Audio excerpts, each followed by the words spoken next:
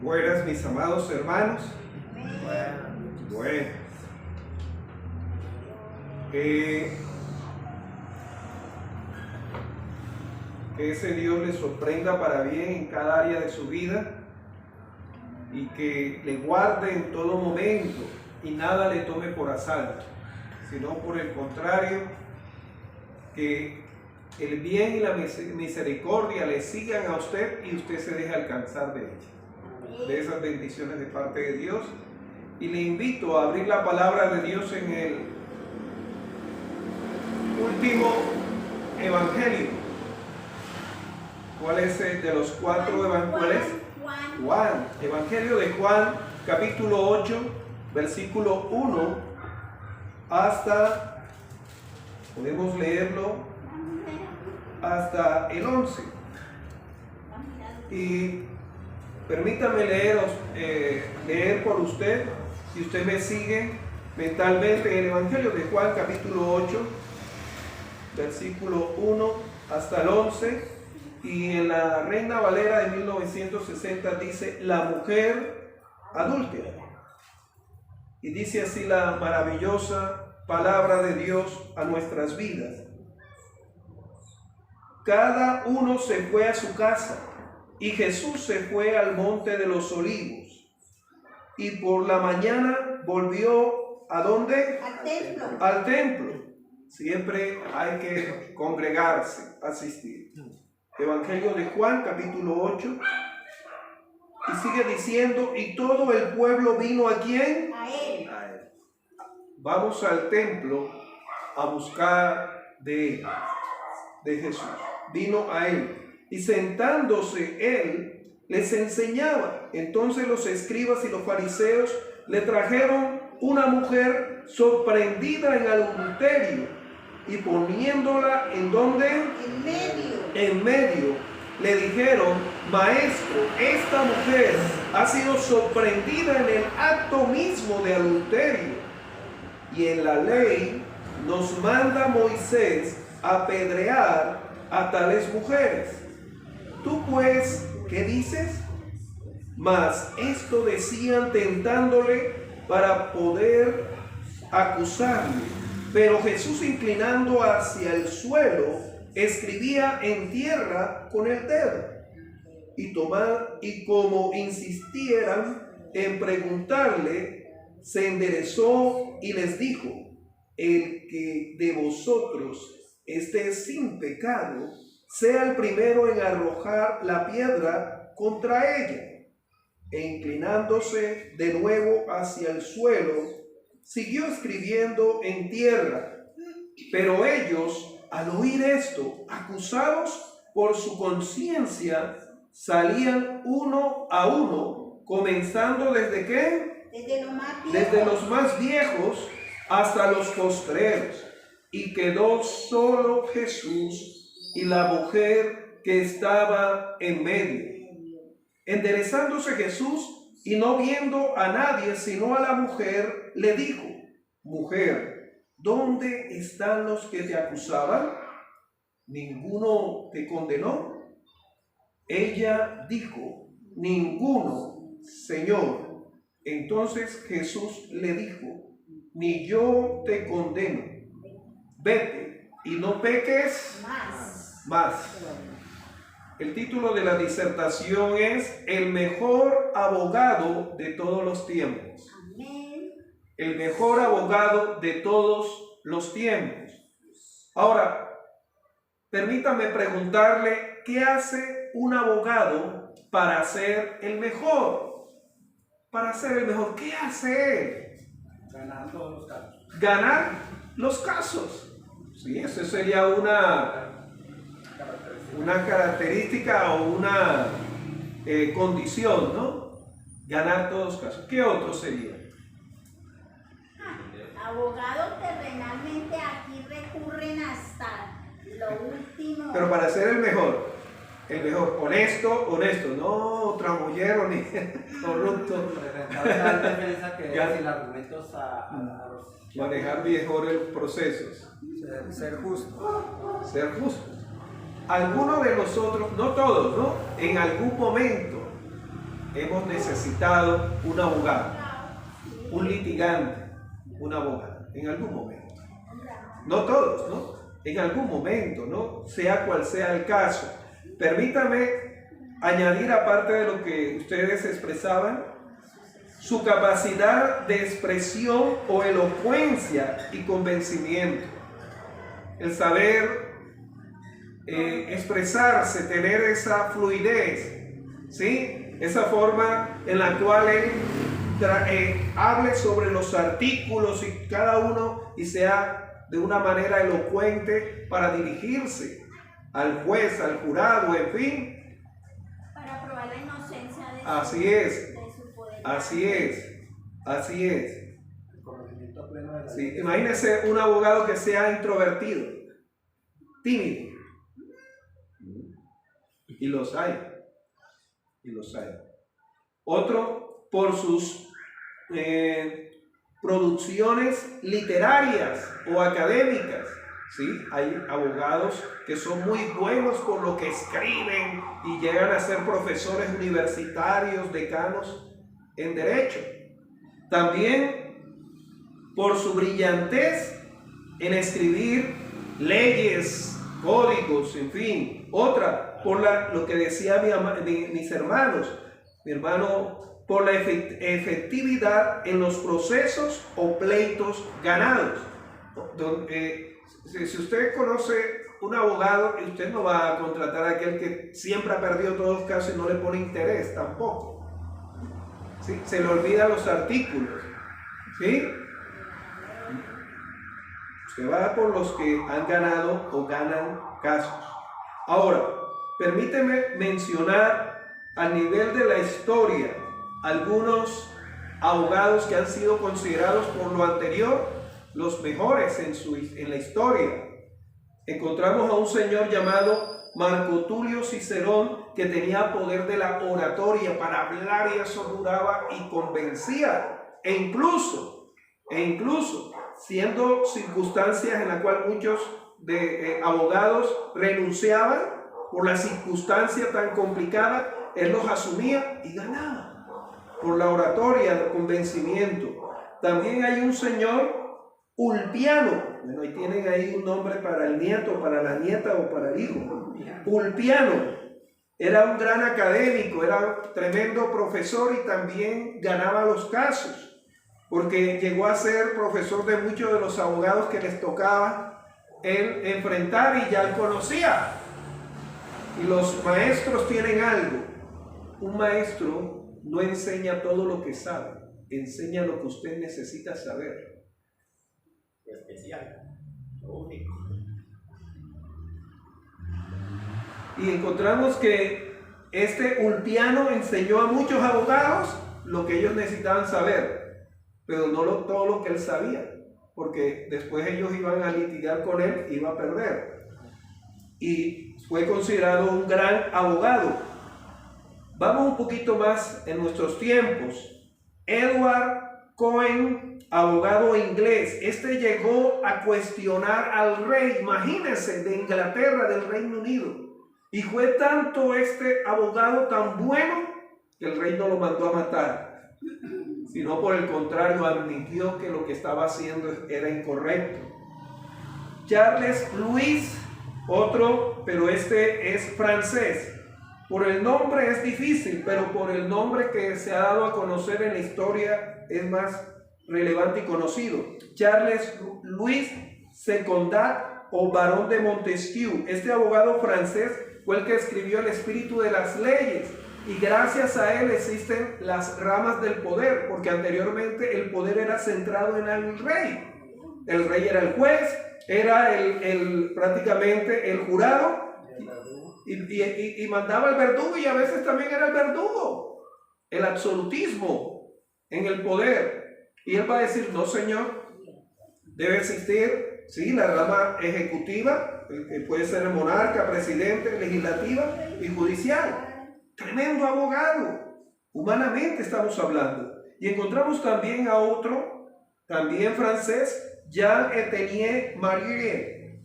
Este fue el creador del Código Civil. Pero hoy, en este momento, en este siglo, el primer ministro de Inglaterra, Xi Jinping, es considerado el mejor abogado en este momento. Ahora, déjeme decirle que si bien los abogados, e incluso hay un Guinness Record para un abogado que es el que más tiempo lleva litigando, lleva más de 68 años litigando, imagínense, y ganando casos. Hay uno que no puede ser superado, ni tampoco pueden ganarle a él.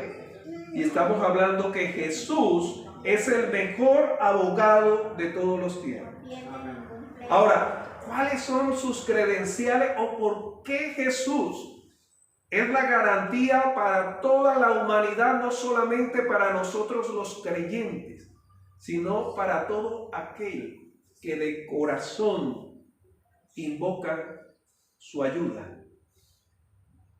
Encontramos, mis amados hermanos, lo siguiente en este pasaje, en el versículo 1 y 2 del capítulo 8 de Juan, 1 y 2, que Él recibe a todos los que vienen a Él.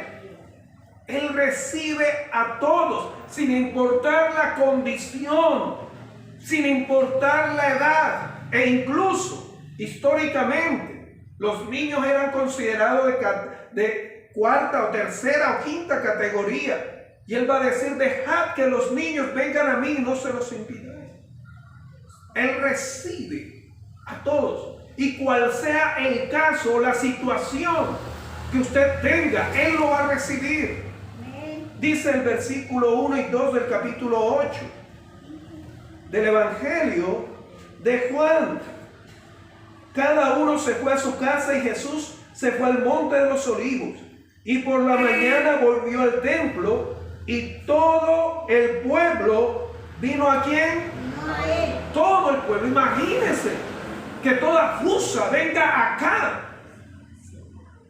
Todos los habitantes de Fusa a buscar de ese Jesús. De Jesús.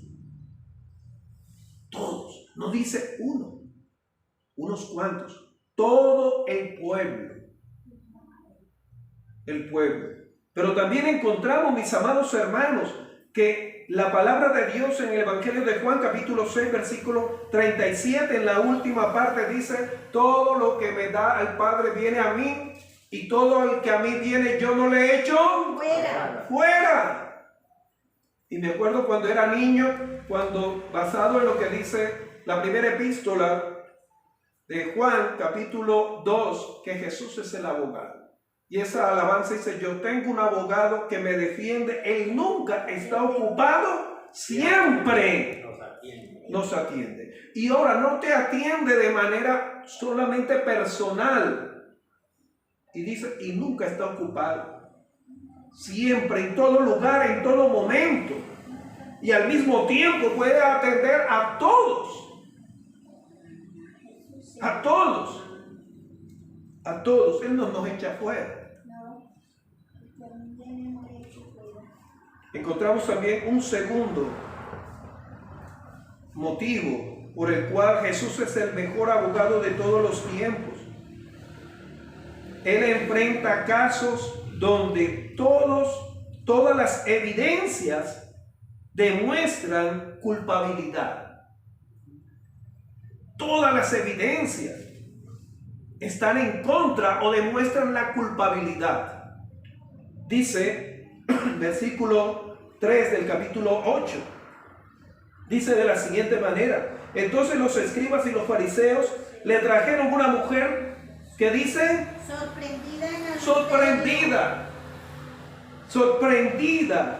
en adulterio, y poniéndola en medio, poniéndola al escarnio público. Sorprendida, es decir, lo que llaman en derecho el habeas corpus, el cuerpo del delito, o lo que llaman en derecho también la acusación clave, que demuestre las evidencias Hoy en día muchas personas están siendo acusadas, pero si no hay evidencia de hecho o testimonios, pero más que todo evidencias, eso solamente son conjeturas, señalamientos, incluso calumnias. Pero dice, fue sorprendida en hecho ahí. Y Jesús asume esos casos donde todas las evidencias señalan que es culpable, que es culpable. Encontramos también una tercera. La persona acusada realmente es culpable. La persona realmente es culpable. La persona acusada, dice el versículo 4 del capítulo 8. Le dijeron, maestro, esta mujer ha sido sorprendida ¿en qué? En el acto mismo del adulterio. No solamente en el acto, y es puesta en el medio en la cual al escándalo, a la vergüenza pública, sino especifican en adulterio. Es culpable. Fue sorprendida. Es culpable.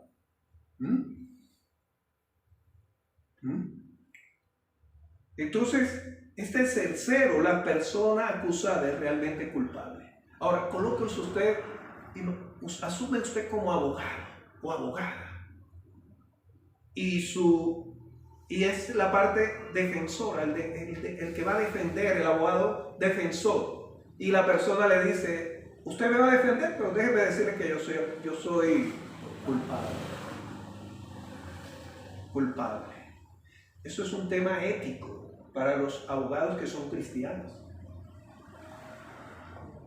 Un tema ético para los hermanos que son abogados o son jueces.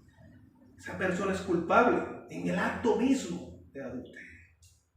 Pero también encontramos una cuarta característica que hace que Jesús es el mejor abogado de todos los tiempos.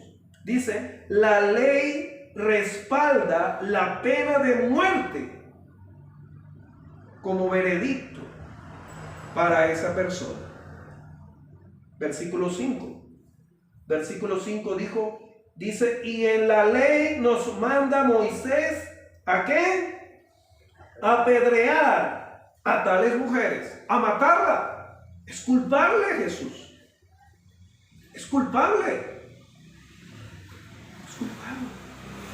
La ley respalda lo que hay que hacer, Jesús. Debe ser muerta. Lo dice la ley. Está ahí. No lo estamos inventando. Aquí está, la ley lo dice. Es culpable. Las evidencias muestran que igualmente es culpable. ¿Qué va a hacer usted si estuviera en el lugar de ese abogado? ¿Qué haría usted en lugar de ese abogado que es Jesús? Pues vamos a encontrar la respuesta. La respuesta. Y encontramos que Jesús actúa con calma. Actúa con calma. Versículo 6. Dice la palabra de Dios a nuestras vidas. Cuando le preguntan a Jesús, tú pues, ¿qué dices? Termina diciendo el versículo 5 y dice el versículo 6, mas esto decían tentándole para poder acusarles, pero Jesús, ¿qué hace?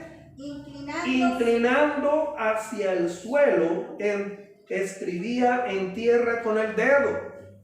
Jesús no dijo, por aquí que es más cercano. No, calmadamente se inclina. No voy a especular lo que algunos teólogos inventan, de que escribía ahí ciertas cosas. No, donde la Biblia guarda silencio, usted guarda silencio. ¿Sí? Pero Jesús actúa con calma. Ahí, empieza ahí. Pero ellos entendían lo que Él estaba escribiendo seguro también. No, tampoco nos dice que ellos No. estaban leyendo, No, pero sí sabían de que él estaba escribiendo. ¿Qué estaba escribiendo? No sabemos, pero muestra la actitud de Jesús de calma. Imagínense, un abogado que frente a ese escenario, ¿cómo va a mantener la calma? Muchos abogados cuando se ve eso dicen, no, este caso ya está perdido. Todas las evidencias señalan que usted es culpable y usted mismo es culpable. Y la ley ya está, ya usted es culpable. ¿Cómo es eso? Y Jesús actúa con calma. ¡Wow! ¡Qué maravilloso! Ese abogado. Ese no empieza a rascarse la cabeza y empieza a sobornar, ¿no? Como decía ahorita mi hermana, a sobornar, ¿no? A los que habían sorprendido a la mujer. No. Actúa con calma. Actúa con calma, dice la Escritura. Pero también este Jesús actúa. Y actúa para llevarnos a que esa mujer y usted y yo, no hay ninguna condenación social para ella ni para usted. No hay ninguna condenación, ninguna condenación social. Dice sin pecado, versículo 7. Versículo 7 dice, y como insistieran en preguntarle, se enderezó y les dijo, el que de vosotros esté sin ¿qué? Pecado. Sin pecado, sea el primero en arrojar la primera contra ella. Ninguno de nosotros somos jueces. Y ninguno de nosotros. Ahora, hay podemos entender esta parte y voy avanzando de dos maneras. Uno, a nivel social. Nosotros no podemos señalar en oprobio a los demás. Todos somos pecadores. Todos somos culpables. Merecemos la condenación. Y sin Cristo ya estamos condenados. Pero también hace referencia a el que esté limpio de pecado en este caso de absorber, o en este caso liberar al que había adulterado con ella, porque ellos actuaron mal. No tomaron también al hombre, sino que liberaron. Pero nos enseña que ninguno de nosotros moralmente podemos señalar los pecados. Ninguno de nosotros podemos colocarnos en el lugar de jueces para condenar a los demás. Y Jesús nos lleva a eso, que ninguna condenación social puede estar sobre nosotros, ninguna persona. Pero también encontramos que Jesús continúa guardando la calma. Versículo 7 nos dice el versículo 8, e inclinándose de nuevo hacia el suelo, siguió escribiendo. Sigue manteniendo la calma. Versículo 8. Luego encontramos en el versículo 9 que Jesús los lleva a la autoincriminación. A toda persona que quiera colocarse de juez, de pensar que ninguno de nosotros estamos exentos de pecar, de desobedecer. Sin Cristo, Jesús nos lleva a reconocer que también todos nosotros somos pecadores. Versículo 9 dice, pero ellos al oír esto, acusados ¿por quién? Por su conciencia, a razón de lo que Jesús le dijo, salían uno a uno, comenzando desde los más viejos, hasta los postreros. El único que a través de esa labor nos lleva a confrontarnos con nuestra condición de pecadores, de seres dañados, apartados de la gracia de Dios, es Cristo. Pero también encontramos que hay un momento que usted y yo, igual que la mujer, debemos tener con ese maravilloso abogado. Y es que el acusado, en este caso la acusada, queda a solas con Jesús. Queda a solas con Jesús. Dice la última parte del versículo 9 del capítulo 8. Dice, y quedó solo Jesús y la mujer que estaba en oprobio en medio. Aquí no se trata de culpar a la sociedad, ¿sí? Hubo un filósofo que va a decir, el hombre nace bueno, pero la sociedad lo corrompe. ¡Mentira! Todos nacemos en pecado a razón de la desobediencia de Adán y Eva. Y Pablo dice en Romanos, por cuanto todos pecamos, estamos destituidos de la gracia de Dios. Usted debe un día, así como los que estamos aquí, tuvimos ese encuentro a solas con Jesús, con aquel que le dijimos, Jesús, yo reconozco que soy culpable, que merezco la condenación. Ese momento que usted tenga, ese momento a solas con Jesús. ¿Qué le puede decir a Jesús?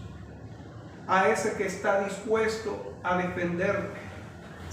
Pese que eres culpable, pese de que todas las evidencias están en tu contra.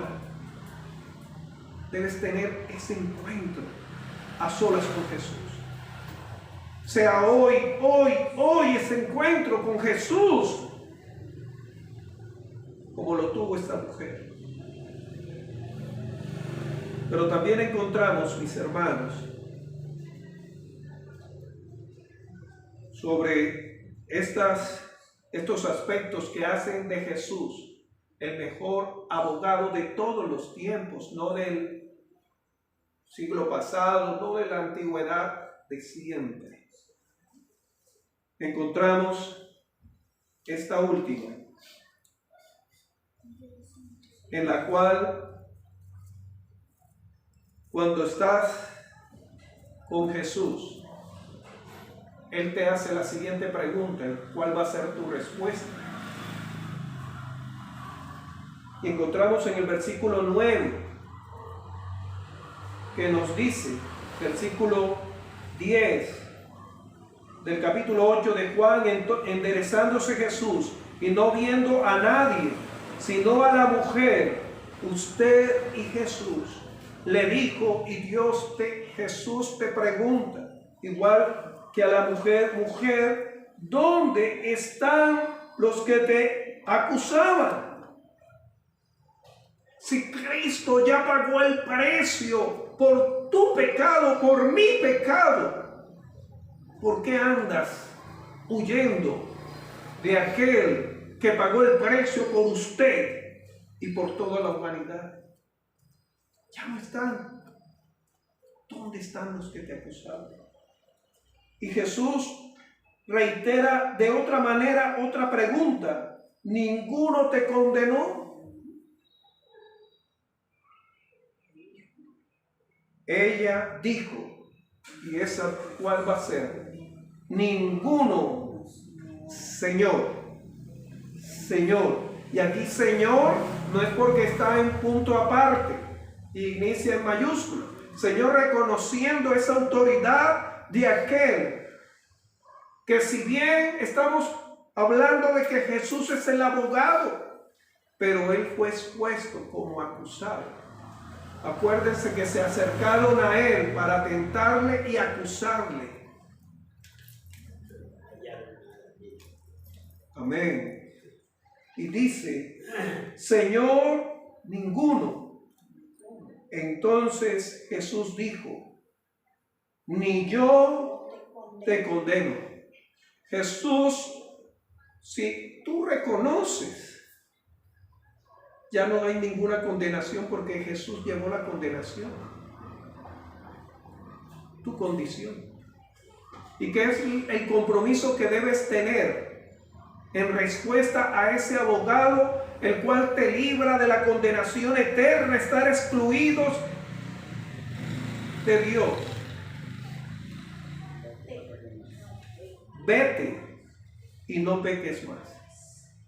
No es solamente decir sí Señor, sí Señor, sí Señor. Es vete del pecado, huye del pecado. Y no vuelvas a pecar más. No vuelvas a pecar más. Huye, vete. Y no peques más. Porque yo puedo huir del adulterio, pero todavía seguir jugando con otro pecado. Entonces, ¿dónde está el señorío del Señor? Y por eso Jesús le dice, vete y no peques más, no vuelvas a incurrir en el pecado.